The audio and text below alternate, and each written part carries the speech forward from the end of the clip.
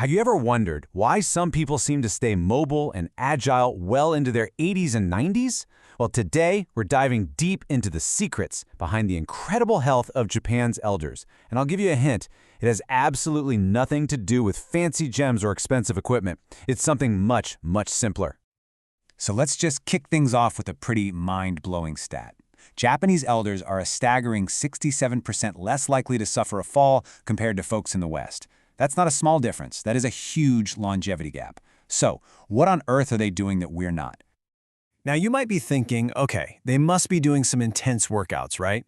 Spending hours lifting weights or pounding the treadmill. But nope, the answer isn't in a gym membership. It's actually much simpler, and honestly, way more accessible to everyone. The real key, the secret sauce, is a simple, consistent routine that all happens within the first 20 minutes of their day. It's a series of gentle, really intentional movements that basically build a foundation for a lifetime of easy movement. So let's break it down.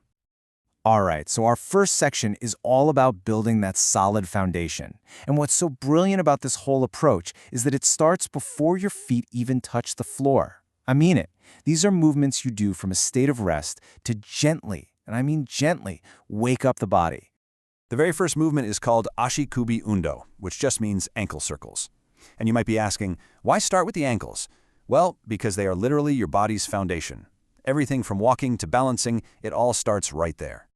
Okay, so picture this. You're still lying in bed. All you're going to do is lift one leg maybe 6 inches off the mattress. Then you make 10 slow, deliberate circles clockwise, then 10 counterclockwise. After that, point your toes away from you, hold for 3 seconds, then pull them back towards you, hold for 3. You'll repeat that little flex about 15 times. The key here isn't speed. It's all about slow, mindful movement. And if you're wondering if this tiny movement actually matters, oh, it does. Look at this data. Seniors with poor ankle flexibility are 2.3 times more likely to fall. So this one simple exercise, done before you even get up, directly tackles one of the biggest risk factors for injury as we age. It's huge. All right, let's move on to our second movement, Kinko Katsu Yos, or shoulder blade squeezes. Seriously, think of this as the perfect antidote to our modern lives, right? All that time we spend hunched over desks, our phones, steering wheels. This movement helps us reclaim our natural posture. So for this one, you just sit on the edge of your bed.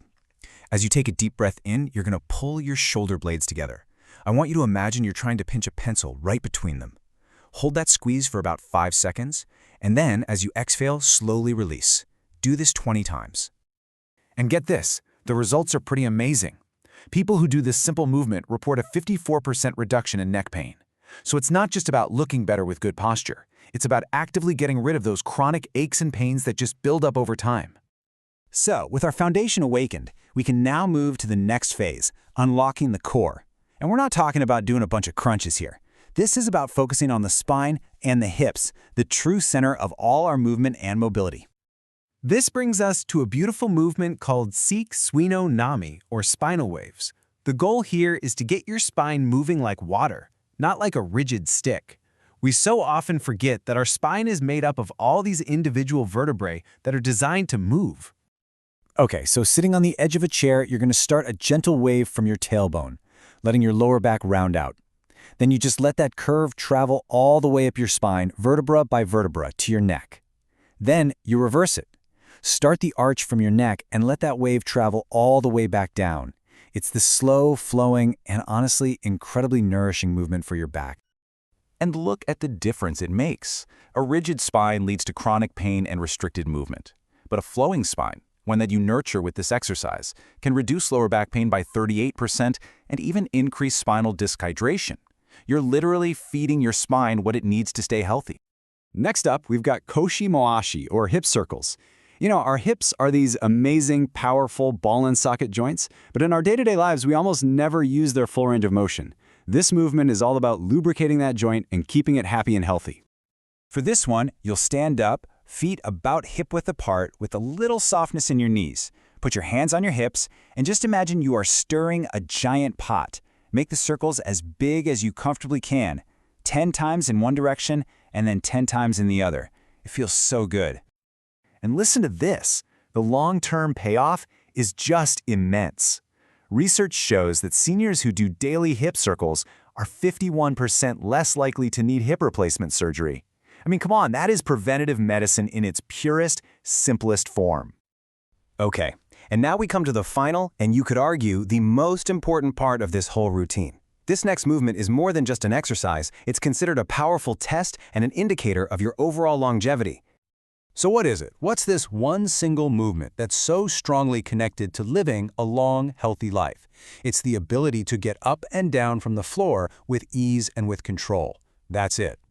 And that brings us to our grand finale, Seizoki, or Seiza transitions.